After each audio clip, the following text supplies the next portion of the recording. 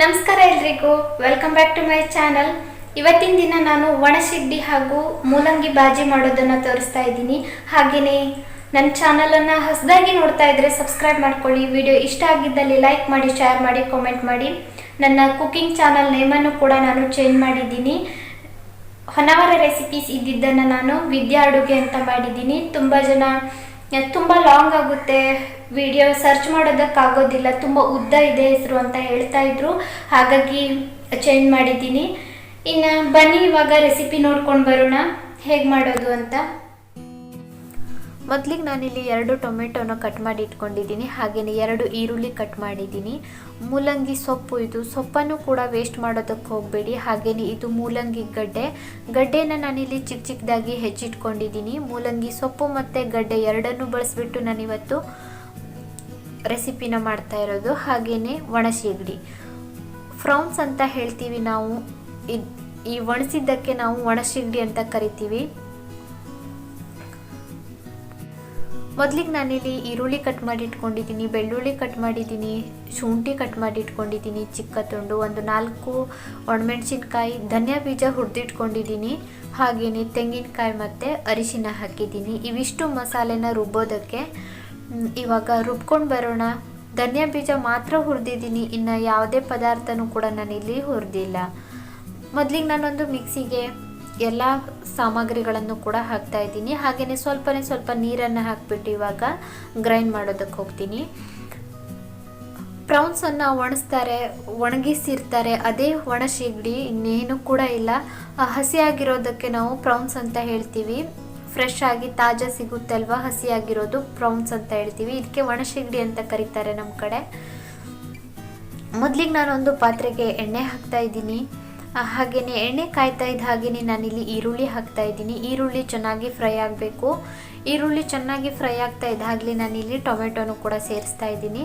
ಟೊಮೆಟೊಗೆ ನಾನಿಲ್ಲಿ ಸ್ವಲ್ಪ ಉಪ್ಪನ್ನು ಕೂಡ ಸೇರಿಸ್ತೀನಿ. ಯಾಕೆಂತಂದರೆ ಟೊಮೆಟೊ ಬೇಗ ಬೇಯುತ್ತೆ ಅನ್ನೋಗೋಸ್ಕರ ನಾನಿಲ್ಲಿ ಹಾಗೆ ಮಾಡ್ತಾ ಇರೋದು.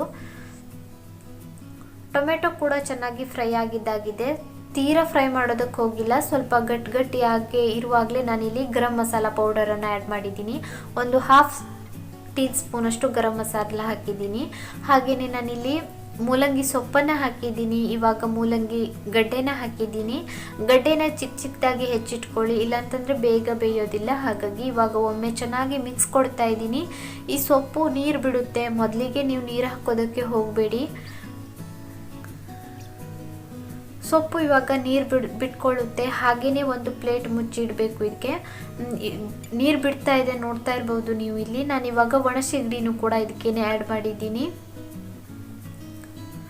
ಒಣಸಿಗಡಿನೂ ಆ್ಯಡ್ ಮಾಡಿಬಿಟ್ಟು ನಾನಿಲ್ಲಿ ಒಂದು ಮುಚ್ಚಳನ ಕ್ಲೋಸ್ ಮಾಡ್ತೀನಿ.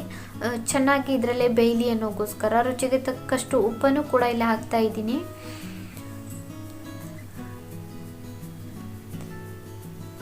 ಇವಾಗ ನಾನೊಂದು ಮುಚ್ಚಳ ಮುಚ್ಚಿಬಿಟ್ಟು ಚೆನ್ನಾಗಿ ಬೇಯಿಸಿದ್ದೆ. ಇನ್ನೂ ಸ್ವಲ್ಪ ಗಟ್ಟಿ ಇದೆ ಅಂತ ಅನಿಸಿತ್ತು, ನೀರೆಲ್ಲನೂ ಕೂಡ ಆರಿತ್ತು, ಸೊಪ್ಪಲ್ಲಿ ಬಿಟ್ಕೊಂಡಂಥ ನೀರಿನ ಅಂಶ ಎಲ್ಲ ಆರಿತ್ತು.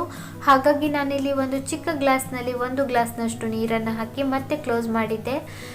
ಅದಾದ ನಂತರ ಚೆನ್ನಾಗಿ ಕುಕ್ ಆಗಿದೆ, ನೋಡ್ತಾ ಇರ್ಬೋದು. ಇವಾಗ ನಾನು ರುಬ್ಬಿದಂಥ ಮಸಾಲೆನೂ ಕೂಡ ಆ್ಯಡ್ ಮಾಡ್ತಾ ಇದ್ದೀನಿ. ಇವಾಗ ಎಷ್ಟು ಗಟ್ಟಿಯಾಗಿ ಬೇಕು, ಎಷ್ಟು ನೀರು ಬೇಕು ಅನ್ನೋದನ್ನು ನೋಡಿಬಿಟ್ಟು ನೀರು ಹಾಕಿ. ಹಾಗೆಯೇ ಇದೊಂದು ಊಟಕ್ಕೆ ಒಂದು ಒಳ್ಳೆ ಕಾಂಬಿನೇಷನ್ ಅಂತಲೇ ಹೇಳ್ಬೋದು. ತುಂಬ ಟೇಸ್ಟಿಯಾಗಿರುತ್ತೆ. ಸೈಡ್ ಡಿಶ್ ಆಗೂ ಕೂಡ ತಿನ್ಬೋದು, ಇಲ್ಲ ಅಂತಂದಲ್ಲಿ ಊಟಕ್ಕೆ ಹಾಗೇನೂ ಕೂಡ ನಾವು ಊಟ ಮಾಡ್ಬೋದು, ಅನ್ನದ ಜೊತೆ ತಿನ್ಬೋದು. ಹಾಗೆಯೇ ನಾನು ಸ್ವಲ್ಪ ಉಪ್ಪನ್ನು ಕೂಡ ಸೇರಿಸಿದ್ದೆ. ಇವಾಗ ಕುದೀತಾ ಇದೆ.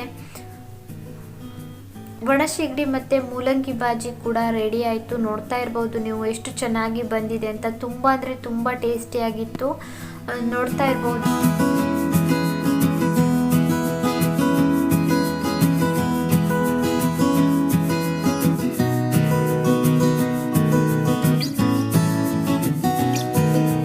ನೋಡಿದ್ರಿ ಅಲ್ವಾ ಮೂಲಂಗಿ ಮತ್ತು ಒಣಸಿಗಡಿ ಹಾಕಿ ಹೇಗೆ ಬಾಜಿ ಮಾಡೋದು ಅಂತ.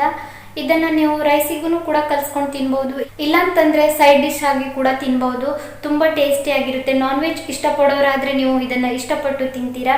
ಹಾಗೆಯೇ ವೆಜಿಟೇರಿಯನ್ ಯಾರಾದರೂ ನೋಡಿದ್ದಲ್ಲಿ ಸಾರಿ ಈ ವಿಡಿಯೋನ. ಇನ್ನು ರೆಸಿಪಿ ಇಷ್ಟ ಆಗಿದ್ದಲ್ಲಿ ಲೈಕ್ ಮಾಡಿ, ಶೇರ್ ಮಾಡಿ, ಕಾಮೆಂಟ್ ಮಾಡಿ. ಚಾನಲನ್ನು ಹೊಸದಾಗಿ ನೋಡ್ತಾ ಇದ್ದರೆ ಸಬ್ಸ್ಕ್ರೈಬ್ ಮಾಡ್ಕೊಳ್ಳಿ. ಸಿಗೋಣ ಇನ್ನೊಂದು ರೆಸಿಪಿಯೊಂದಿಗೆ. ಅಲ್ಲಿವರೆಗೂ ನಿಮಗೆ ಧನ್ಯವಾದ.